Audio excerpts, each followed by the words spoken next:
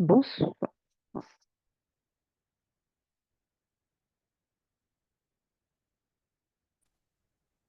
Bonsoir. Comment ça va? Bien et vous?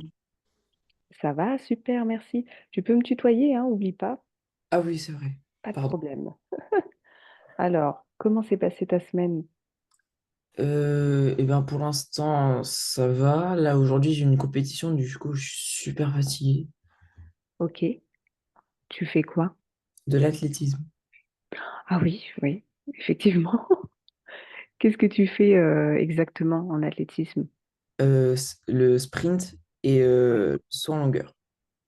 Waouh, ok. Et tu t'en fais de manière professionnelle du coup, ou c'est quoi? Non, j'en fais avec l'association sportive du collège. D'accord, très bien. Bah oui, c'est sûr que c'est fatigant, ouais. Et tu fais d'autres sports dans ce style?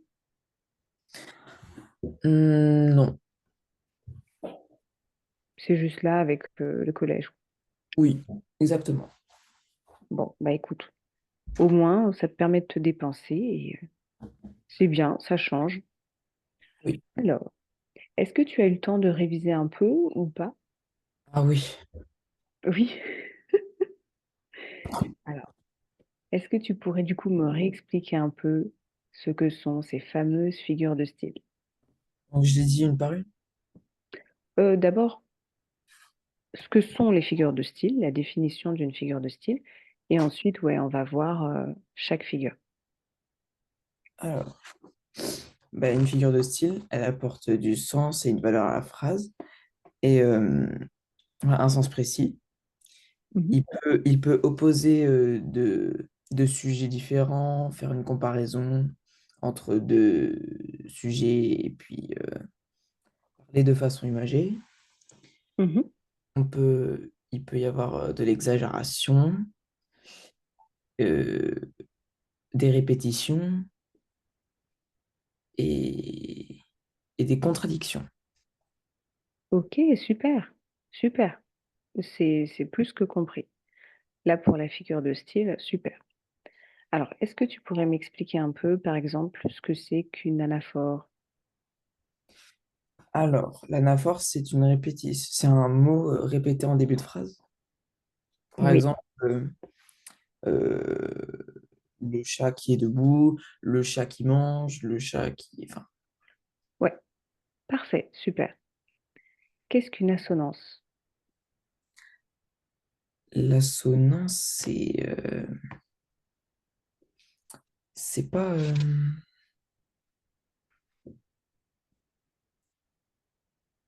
les répétitions de consonnes.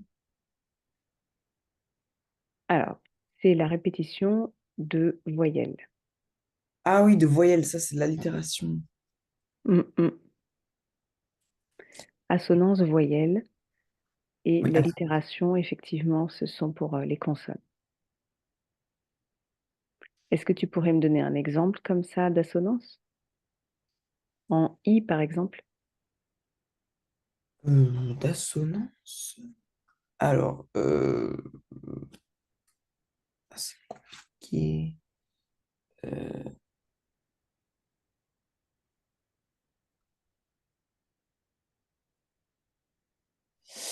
si je fais en A, euh,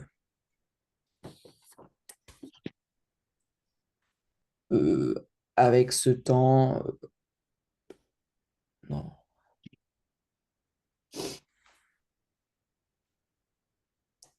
C'est un peu dur de faire une assonance en A parce que souvent la lettre A, elle est modifiée. Ça Oui, fait un elle est souvent O. avec le so, oui. Ouais. Tu peux faire en I, par exemple. Euh,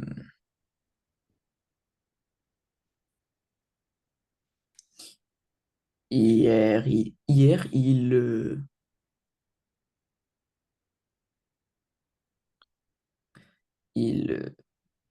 Tu peux utiliser du passé simple. C'est souvent avec un I, par exemple. Hier, il vit. Tu hier, vois, il il vit. vit. Hier, il me vit et me suivit. Oui, ça marche. Tu devrais enlever le me pour pas que ça nous perturbe et qu'on comprenne bien qu'il y a beaucoup de «i», par exemple, tu peux dire, «Hier, il vit et suivit, il vit» non, du coup, on va dire «et suiva». Hem, il vit et il a suivi un chat gris. Mm. Oui. Tu vois, là, tu as plein de «i». OK. Ensuite, qu'est-ce qu'une hyperbole? Une hyperbole, c'est une exagération pour frapper l'imagination. OK, super. Qu'est-ce que l'oxymore? Elle associe deux termes opposés pour créer une expression paradoxale. Mmh. Tu triches pas, hein? Non, non, non. OK, OK. Oui, par exemple, qu'est-ce que tu as comme, oxymore, par exemple? Euh,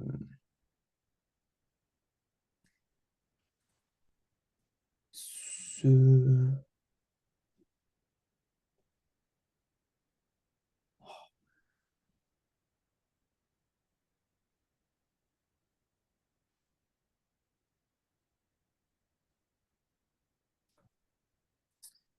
euh,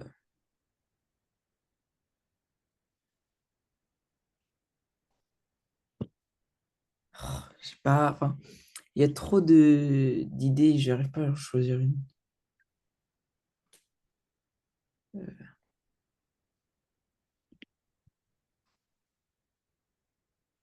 Par exemple, tu peux dire une douce douleur, ah oui, une lumière sombre. non, ce serait la... Ouais, ce, ce murmure étourdissant. Mmh, assourdissant, tu veux dire? Sans oui. Mmh. Ouais. Oui, oui, ça marche. Super. Alors ensuite, qu'est-ce que l'antithèse? L'antithèse, c'est... oh, purée, Il y a anti dedans. Donc quand on est anti quelque chose, ça veut dire qu'on est contre. oui, que c'est contradiction par rapport au dessus, enfin, par rapport aux deux sujets. Ouais, en fait, c'est quand tu opposes 2 idées. Oui, voilà, les idées. Qu'est-ce que la litote? La litote. Wow. Euh,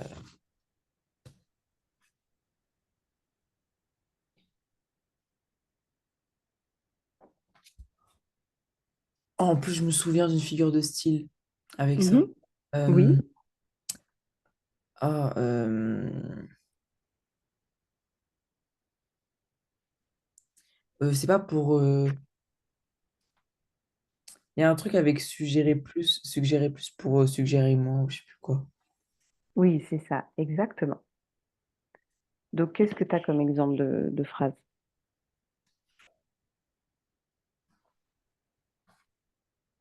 Donc tu vas utiliser la négation en général. Hmm, ce n'est pas si grave. Mmh, alors là, non, parce que du coup, tu veux pas dire l'inverse.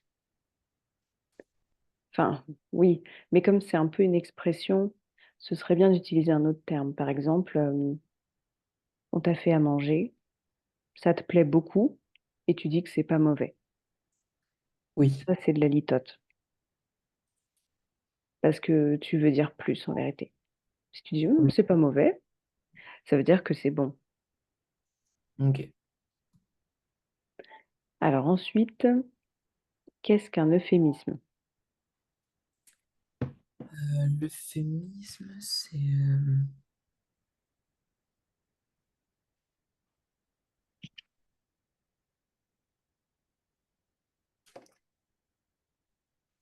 C'est pour adoucir une réalité. oui, là dossier, oui. Pour, par exemple, il nous a quittés pour dire qu'il est mort. Enfin, Oui, ouais, ouais, c'est ça. Super, très bien. Ensuite, qu'est-ce que l'allitération, du coup? Donc on a vu l'assonance. Qu'est-ce que l'allitération? Euh,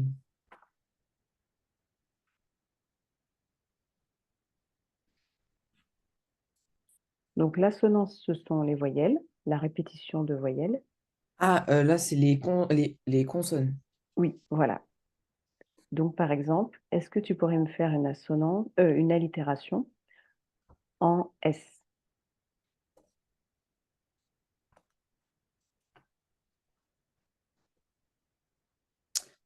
Son, son soin semble être... Non, semble si... Satisfaisant. Ouais, voilà, satisfaisant. Super, il y a des S partout, c'est parfait. Yes. OK. Ensuite, qu'est-ce que le chiasme?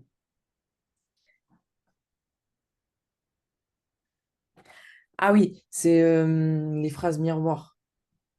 Oui, C'est, donc par exemple, par exemple, il... Ah, c'était quoi déjà le truc? Ah oui, on a dit la forme à quelque chose, oui. il faut manger pour vivre et non vivre pour manger. Oui, c'est parfait. Super, très bien. Donc chiasme, c'est bon. Et il nous reste... ah non, il nous en reste quelques-unes. Donc, qu'est-ce que l'ironie? C'est pour dire l'inverse de ce qu'on pense. Ouais, super. Donc par exemple, Euh,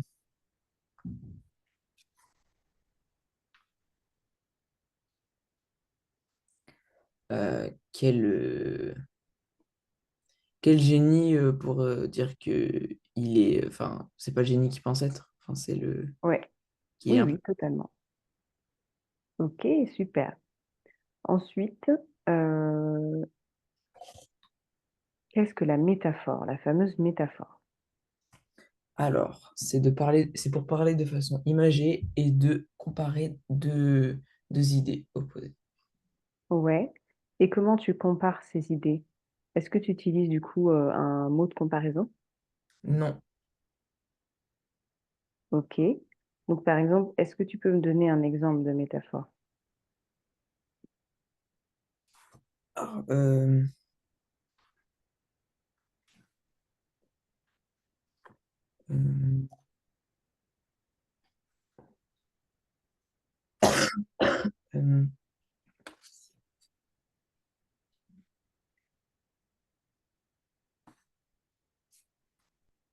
euh, c'est... euh,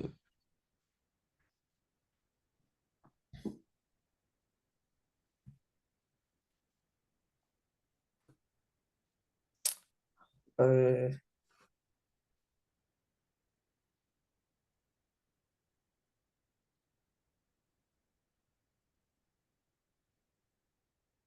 ce, chi- euh,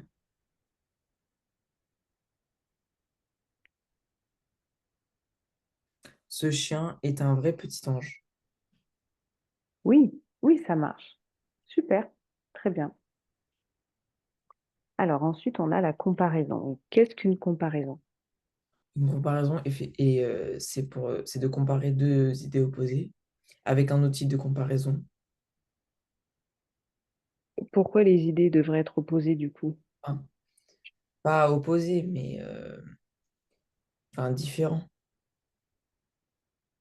Non, Euh, non, au contraire, en fait, c'est pour comparer deux termes et c'est juste fait pour mettre en avant leur ressemblance, mais ouais. non, ça ne veut pas dire que c'est différent. Tu compares quelque chose qui a des ressemblances du coup avec une autre, mais non, non, là tu compares pas quelque chose qui est différent. La comparaison, c'est quand tu trouves qu'il y a quelque chose qui ressemble à une autre et tu utilises du coup un mot comparatif, donc comme, tel, etc. Ok. Ensuite, on a le paradoxe. Qu'est-ce que le paradoxe? Ouah,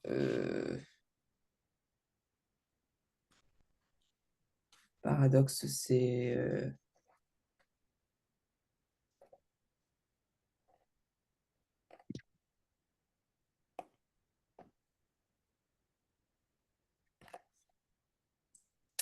celle-là, je la connais pas assez. Euh, Qu'est-ce que ça veut dire quand on dit que quelque chose est paradoxal? que c'est absurde. Ça veut dire que c'est contradictoire, qu'il y a une contradiction. Ah, oui, Ça te dit quelque chose? un peu. Alors du coup, le paradoxe, c'est quand on veut exprimer une idée qui est contradictoire ou absurde, hein, mais qui n'a pas lieu d'être. Ok, Donc par exemple, on a pour gagner la paix, il faut faire la guerre. ok. Or, la guerre est le contraire de la paix. On a un paradoxe. Ok. Alors, ce que je te propose, c'est que on fasse donc deux derniers exercices, tu sais, avec les phrases pour voir les figures de style. Et ensuite, je t'ai préparé un autre cours sur les différents courants littéraires. Ok. Est-ce que tu as déjà vu les différents courants littéraires ou pas encore? Ah, je sais pas du tout. Normalement, non. Ok. Bon, ça te fera prendre de l'avance. C'est quelque chose que tu vas voir au lycée. Mais c'est pour qu'on fasse aussi bah, quelque chose d'un peu nouveau parce que je pense qu'après, tu vas plus en pouvoir des phrases dans les figures de style. Donc Oui, là, on va retourner sur un niveau donc troisième, d'accord? On va pas faire des phrases aussi complexes que la dernière fois. Donc ça devrait être plus simple. Évidemment, je compte quand même sur toi, tu sais, pour bien prendre ton temps avant de me dire la figure de style. d'accord. Parce que souvent, tu l'as en fait, hein, donc juste poser les bonnes questions. Alors, hop. Ok, toujours dans I, Robot.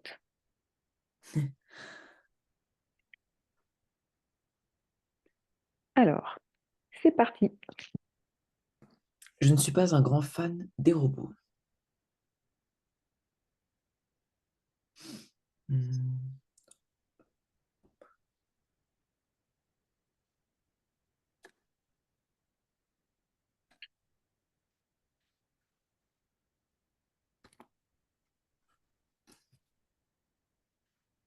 Qu'est-ce que ça peut vouloir dire? euh, qui n'aime pas trop les robots. Oui, oui, oui, ça veut dire ça. Euh, du coup, ben, c'est de...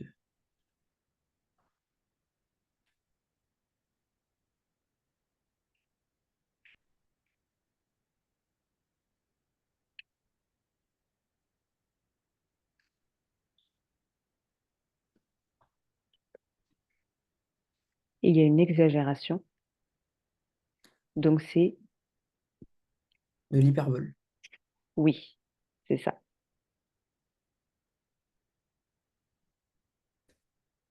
C'est comme si l'univers et tout entier me disait, fais attention à ce que tu fais. Euh,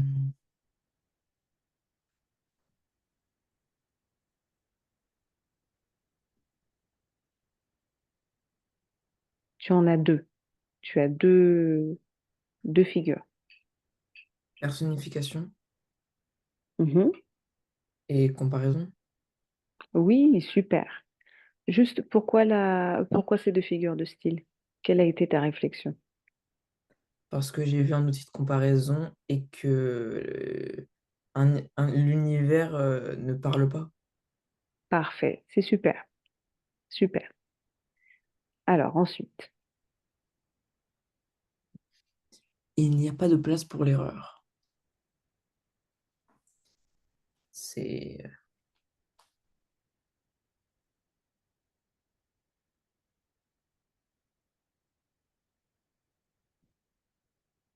est-ce que tu trouves que c'est logique de dire ça, qu'il n'y a non, pas de place pour l'erreur? non. Est-ce que c'est pas un peu exagéré? Ah, l'hyperbole. Hyperbole. Ouais. Je suis ce que je suis pas ce que vous voulez que je sois. Chiasme. Non, même si ça y fait penser, mais on s'en rapproche effectivement, mais ça fait pas A, B, B, A, non. Euh, Mais tu as deux figures de style dedans.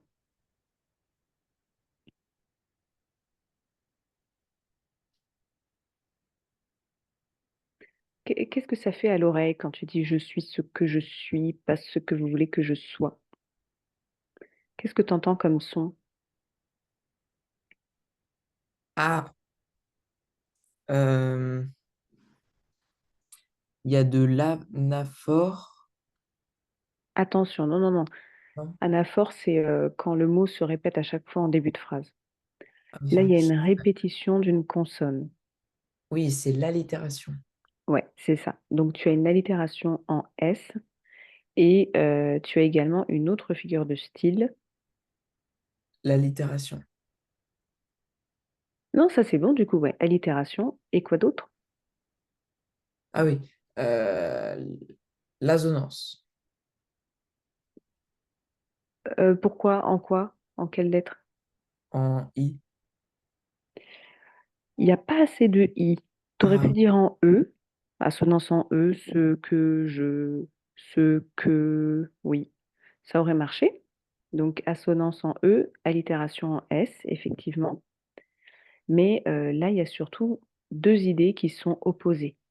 Il y a une contradiction, en fait, ah, entre ce qu'il est et ce que les autres attendent de lui. Et donc, comme il y a deux idées opposées, comment s'appelle cette figure de style? l'oxymore? Antithèse. Ah oui, l'antithèse. Antithèse.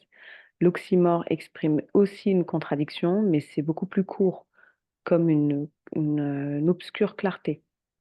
Oui, Là, tu as vraiment toute une phrase, tout un déroulé. Donc, ça va être l'antithèse.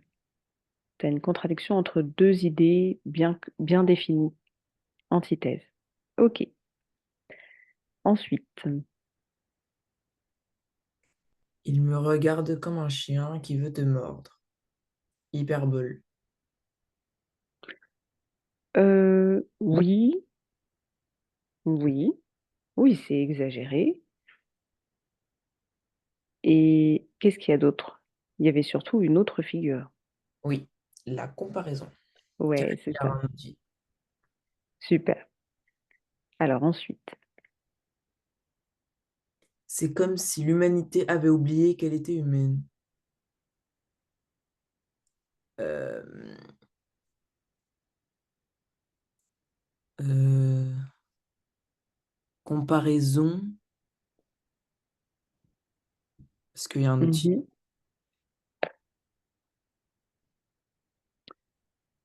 Mhm. Qu'est-ce qui est comparé à quoi?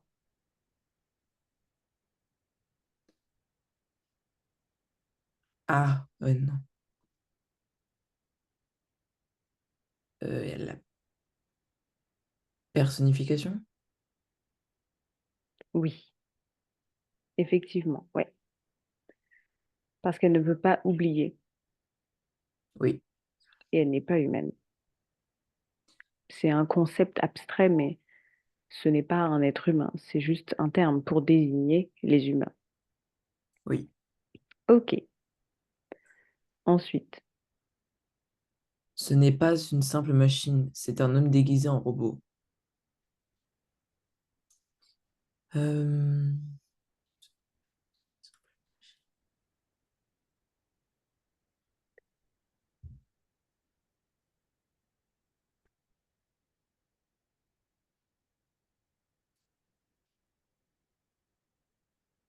ben, moi, je vois qu'il y a deux idées opposées. Mhm. Donc, c'est l'allitération.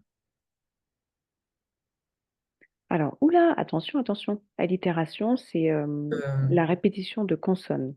oui, non. C'est Tu voulais dire une antithèse, oui, l'antithèse. mais pourquoi tu vois deux idées opposées? Il y a la machine et l'homme déguisé en robot, c'est pas si opposé. Ah, Tu vois, ça n'a pas rien à voir, on est dans le même thème. Regarde ici, tu as le verbe être, c'est. ceci est, c'est. Donc là, on a une comparaison sans outil explicite. Donc on est dans de la métaphore. Ah oui. Tu vois? Bon, c'est discret, hein. Mais du coup, l'homme, là, enfin, il est déguisé en robot. Tu as ta comparaison, mais elle est très discrète. Ok.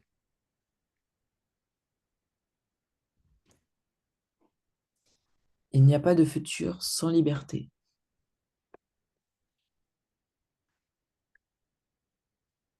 Euh, Est-ce que tu vois des idées opposées dans cette phrase? hmm, oui, Oui, lesquelles? futur et liberté. Ouais. Et donc, comme tu as une opposition entre deux idées, qu'est-ce que c'est comme figure de style? Oxymore. Non, Ah, parce que moi je pensais que c'était court, du coup, mais c'est l'allitération. ouais. Non, tu me dis toujours allitération. Non, non. Allitération, attention, c'est juste la Antithèse. répétition de consonnes. Ouais, ça n'a pas de rapport. Antithèse. Antithèse, opposition entre deux idées. Antithèse. L'oxymore, c'est juste deux mots, en fait. Deux mots contraires qui sont collés. C'est très court, un oxymore. Alors que là, il n'y a pas de futur sans liberté. C'est une phrase quand même, il y a pas mal de mots. Ce sont deux idées, c'est pas des adjectifs ou autres. Parce que tu vois, quand tu dis une obscure clarté, tu vois, on est dans de la description pure et dure. Là, tu Oui, vas dire oxymore. Mais dans la phrase que tu vois ici sur l'écran, il n'y a pas de futur sans liberté. Ce sont des concepts, des idées qui sont opposées. Et donc, si c'est opposé, c'est antithèse. oui. Ok. Je vois tout, je sais tout, mais je suis impuissant. Alors, c'est la fois pas que je me trompe, c'est si je me trompe pas, c'est l'anaphore Oui, c'est ça. Super. Pourquoi? parce qu'il y a des répétitions en début de phrase. Exactement. Super. C'est un peu comme un miroir qui me reflète, mais un miroir déformé. Prends ton temps pour celle-ci.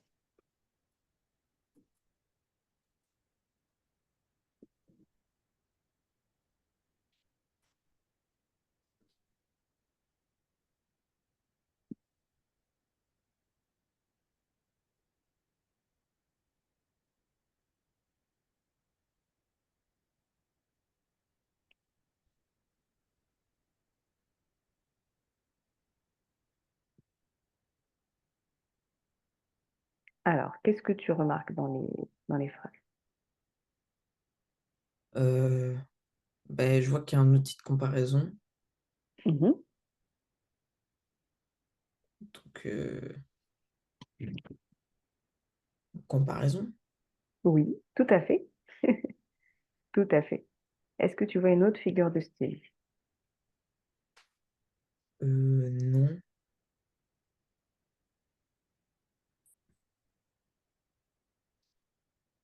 Ok.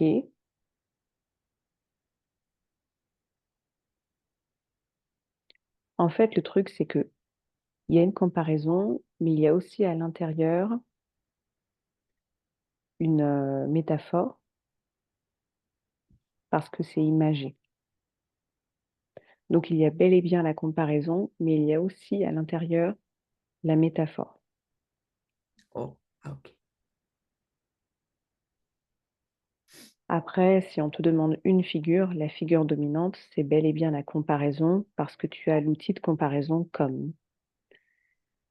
Mais vu que là, c'est très imagé, voilà, sache que tu as aussi une métaphore ici. Oui. Alors ensuite, on a,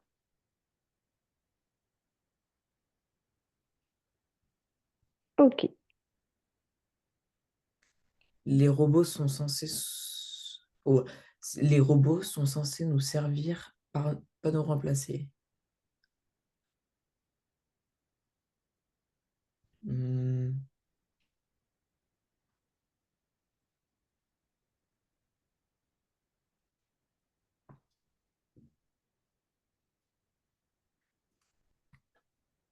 Alors, est-ce que tu vois des idées opposées?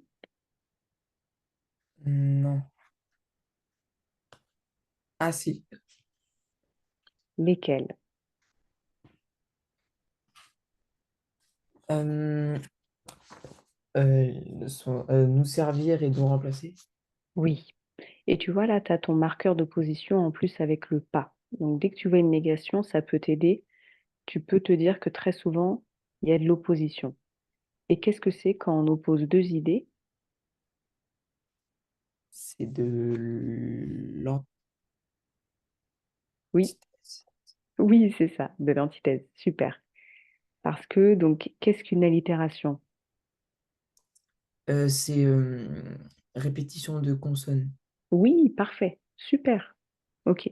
Donc, tu as l'allitération, répétition de consonnes, antithèse, opposition entre deux idées. Oui. Alors, ensuite, C'est une idée qui me trotte dans la tête, une idée qui refuse de partir. Euh,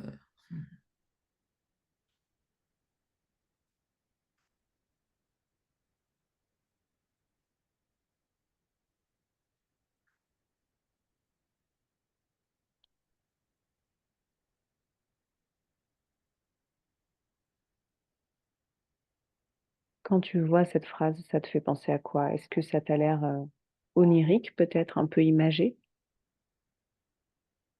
euh,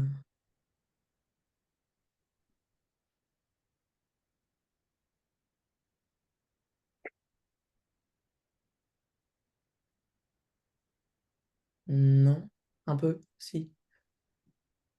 Oui? Donc c'est une métaphore. Oui, c'est métaphorique. On ne dit pas l'idée trotte dans ma tête. Là, ça aurait été de la personnification, parce que l'idée est en train de faire une action humaine. Mais là, c'est une idée qui me trotte dans la tête, qui refuse de partir. C'est très imagé de parler comme ça, donc c'est de la métaphore.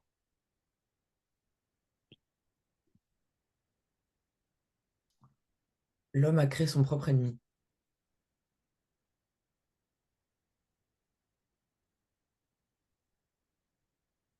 Hyperbole. Mmh, je comprends pourquoi tu dis ça, Mais c'est mais il n'y a pas vraiment d'exagération, c'est assez vrai par rapport au film.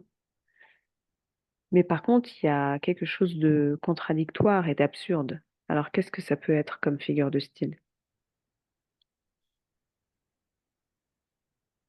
le paradoxe. Oui, super, c'est paradoxal. Il y a des lignes que tu ne dois pas franchir, des lignes invisibles mais réelles. Euh, Pareil, est-ce que ça a l'air abstrait là quand tu vois la phrase? Est-ce que pour toi, ça a l'air d'être au sens propre ou figuré? figuré. Oui. Alors, qu'est-ce que c'est? Euh, bah, paradoxe.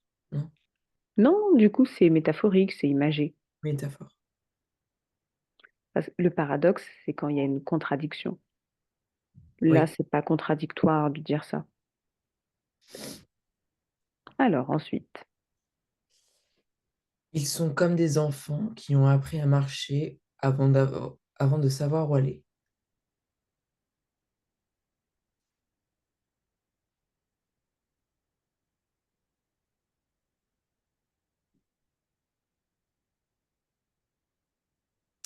Ah,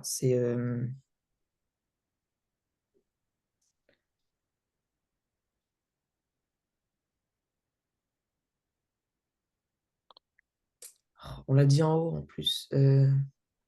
regarde, est-ce que tu vois un outil de comparaison?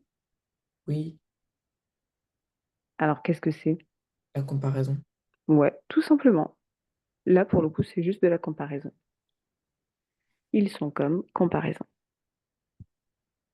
C'est comme si l'avenir venait me frapper à la porte.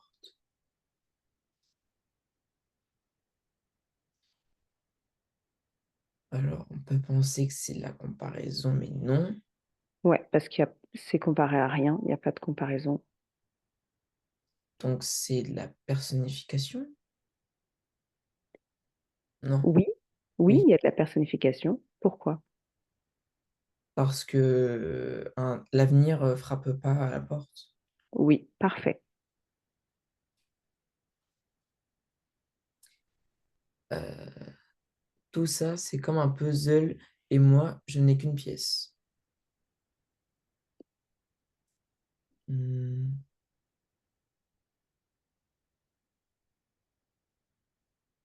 Est-ce que tu vois 2 éléments qui sont comparés entre eux?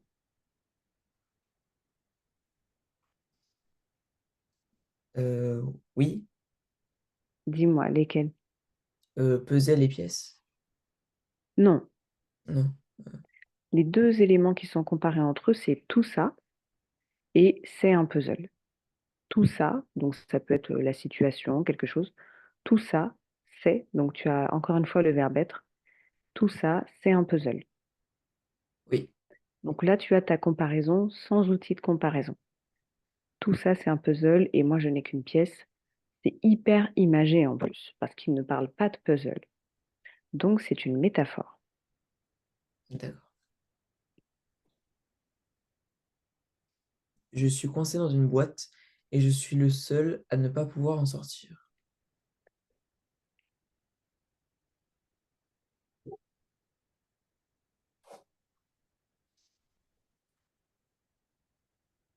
Est-ce que la personne est vraiment coincée dans une boîte? Non, c'est de l'hyperbole. Non. Non, non, non. C'est métaphore. Oui, parce que c'est complètement imagé. L'hyperbole, c'est de l'exagération. Mais quand on exagère, on part d'une base qui est vraie. Là, la personne, elle est vraiment pas du tout coincée dans une boîte. Donc, c'est une métaphore. Oui. Euh, je n'ai pas de temps pour réfléchir, je dois agir.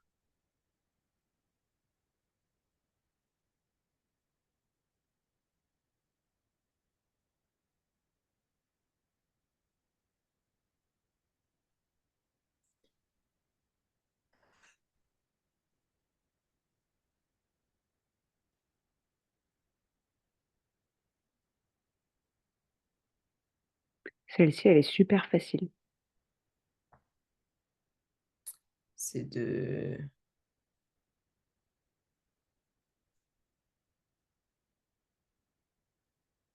C'est de la contradiction. Oui, ça contredit 2 idées, donc tu pourrais dire que, il y a une antithèse, Oui. hem, mais surtout c'est une anaphore, tout simplement, parce que tu as la répétition du «je». Tu vois, Ah, après la virgule, ouais, pour le coup, celle-ci, elle était toute simple. Je, je, donc c'est une anaphore. ok. Un robot qui défie les règles, c'est comme un lion dans une cage.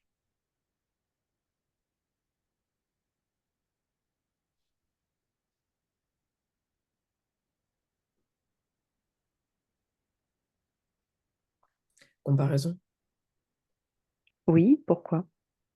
parce que ça compare un robot à un lion. Ouais, parfait. OK, super. Écoute, c'est bien, hein, comment tu te sens? Bah bien. C'est pas mal, hein, franchement, je j'ai pas, compté, mais tu as fait très peu de fautes.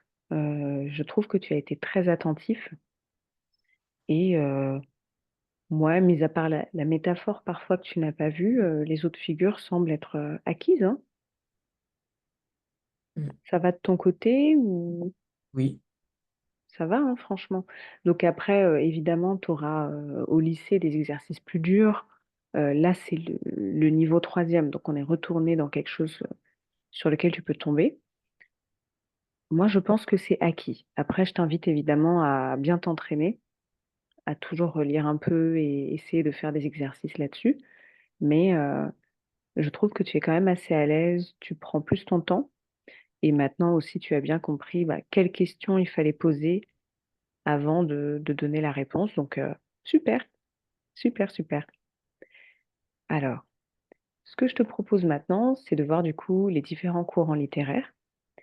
Donc, je te laisse lire la définition et puis bah, là, on va avoir le temps d'en regarder 3 ensemble. C'est parti. Les mouvements littéraires sont des courants artistiques qui regroupent des écrivains partageant des idées, des valeurs ou des formes d'expression similaires.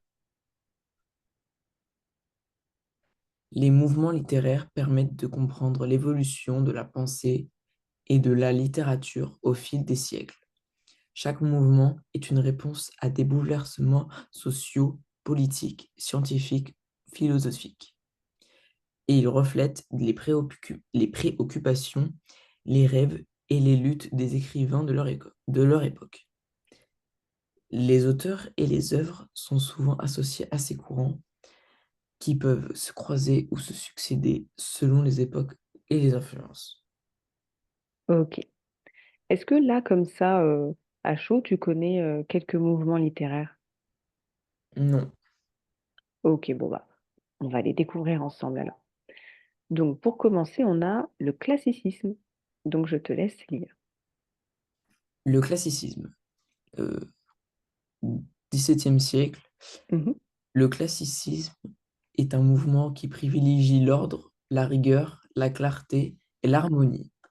Les écrivains classiques s'inspirent des modèles de l'Antiquité gécro- Gréco, gréco, euh,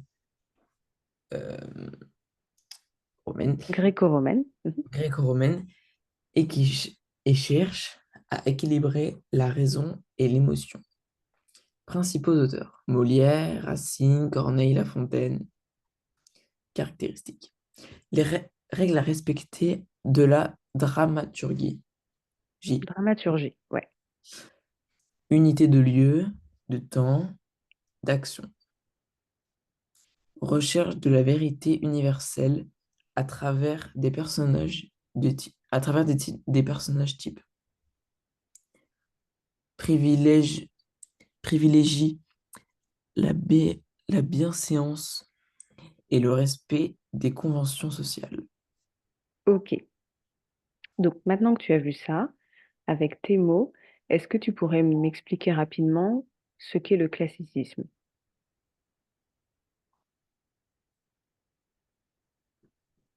Qu'est-ce que tu comprends de ce mouvement? Eh bien, il y a plus souvent de l'ordre, de la rigueur, de la clarté, de l'harmonie. Il y en Mhm. a souvent.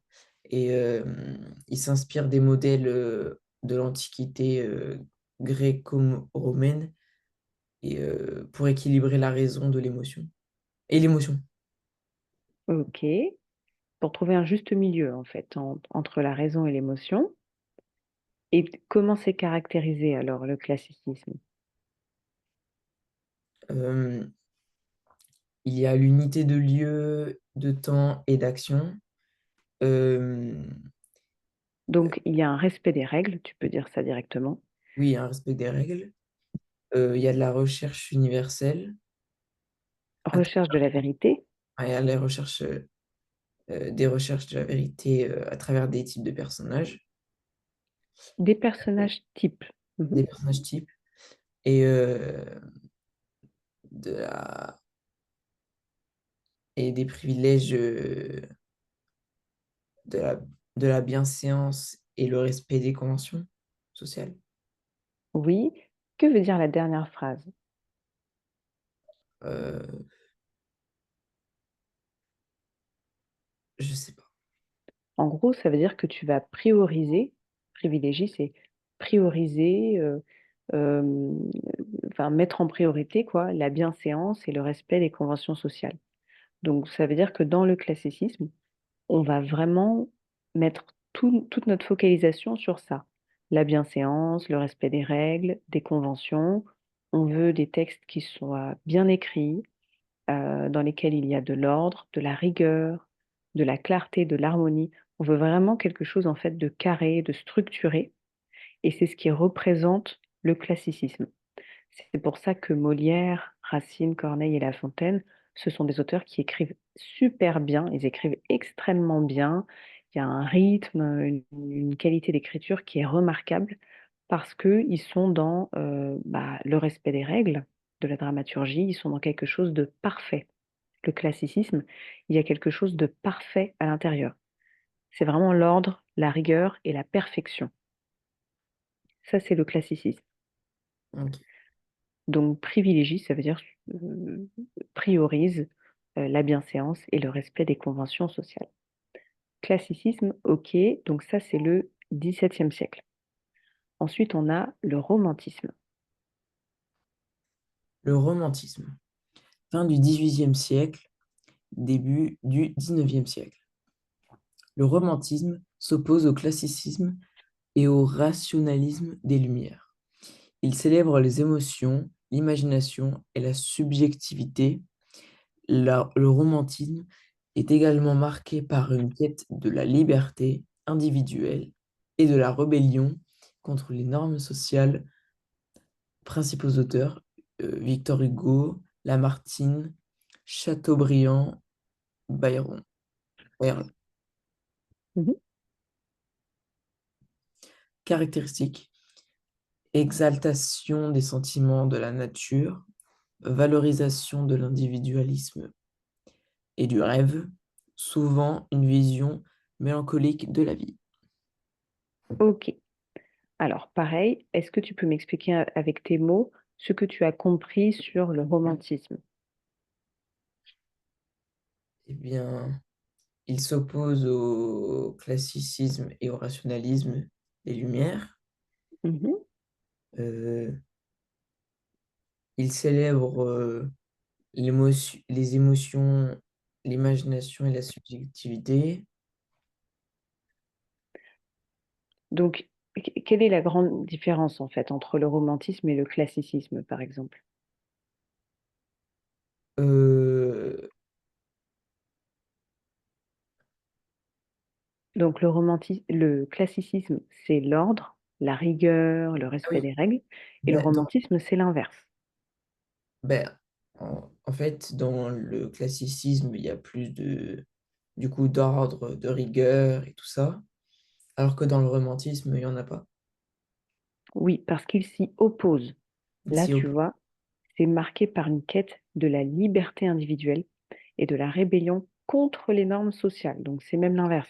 C'est on rejette les normes sociales.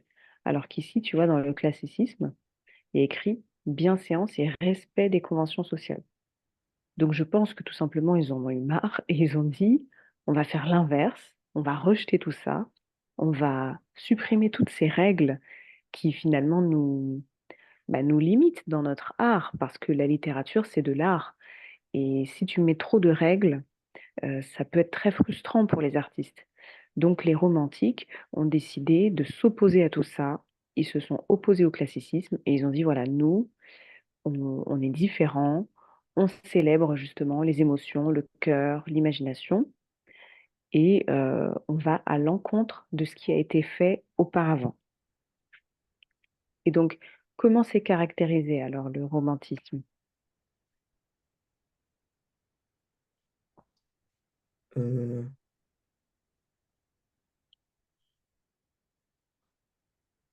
eh ben, Comment tu peux reconnaître un texte romantique? il y a de l'amour, il y a... Oui, oui, oui, tout à fait. Et il y a aussi, tu vois, exaltation. Exaltation, ça veut dire célébration. Oui, Célébration des sentiments et de la nature. Donc, en gros, tu vas vraiment glorifier, célébrer des choses qui sont pas toujours regardées, tu vois. Tu vas t'exalter devant la beauté d'une fleur, tu vas dire à quel point une fleur est magnifique, ou des choses comme ça. Et ça, c'est du romantisme. En fait, c'est quand tu penses avec le cœur. oui, Après, tu as valorisation de l'individualisme et du rêve, et aussi une vision mélancolique de la vie. oui. Est-ce que tu pourrais m'expliquer ce que veut dire mélancolique? Euh, Enfin, si tu vois ce que c'est, hein, tu as le droit de ne pas savoir, mais à c'est quoi pas, ça te fait penser? c'est pas la douceur, un truc du genre. Non, enfin, il y a quelque chose de doux dans la mélancolie, oui, mais en fait, c'est plus, de la tristesse, hem, une tristesse qui est qui est pas forcément forte, c'est pas non plus de la dépression, mais c'est une sorte de légère tristesse où tu vas, penser à des souvenirs, tu Oui, vas avoir, la mélancolie d'un paysage, tout ça, ça va te rendre un peu triste, ok, mais de manière, légère et agréable. oui, Donc on peut retrouver ça dans le romantisme, une d'accord. forme de nostalgie, de tristesse légère. OK, donc très bien. Classicisme, pour résumer, c'est l'ordre, la rigueur. Romantisme, c'est le Oui, cœur, l'imagination, les sentiments et le rejet des normes sociales. oui. Et après, on a le troisième courant. Alors, est-ce que tu pourrais me le dire, s'il te plaît? Le réalisme, 19e siècle. Le réalisme se caractérise par une volonté de décrire la réalité de la manière objective et détaillée sans fioriture. Les écrivains réalistes cherchent à montrer la vie quotidienne telle qu'elle est, av- wow, avec ses travers et ses injustices sociales. Principaux auteurs, Flaubert, Balzac, Zola, Stendhal. Caractéristiques. Description minutieuse des classes sociales et de la vie quotidienne. Analyse des caractères humains, souvent à travers des portraits de personnages issus du peuple ou de la bourgeoisie. Volonté de rendre compte de la société avec ses défauts. OK. Donc là, comme tu peux le voir, c'est complètement différent, le réalisme. Comment tu pourrais décrire ça, du coup? Quelle est la différence avec les 2 premiers mouvements? Euh,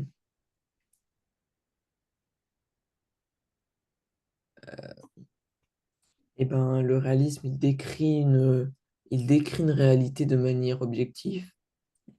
Enfin, Ouais. il la Qu'est-ce que ça détaille veut dire objective? de manière à ce que ce soit enfin, que ce soit vrai, enfin, que ce soit. Oui, ce qui est objectif, c'est quelque chose qui est indéniable, où tout le monde est d'accord. Par exemple, si tu dis, «Il pleut», c'est objectif. Tout le monde sait qu'il pleut. On ne peut pas ne pas être d'accord. Par contre, si tu dis, «J'ai chaud», bah, peut-être que toi tu auras chaud et quelqu'un d'autre aura froid. Et donc là, on va dire que c'est subjectif. C'est toi qui penses ça, mais ce n'est pas une vérité absolue. Donc objectif, ça veut dire que c'est une vérité absolue. Oui. OK, et du coup, comment est caractérisé le réalisme?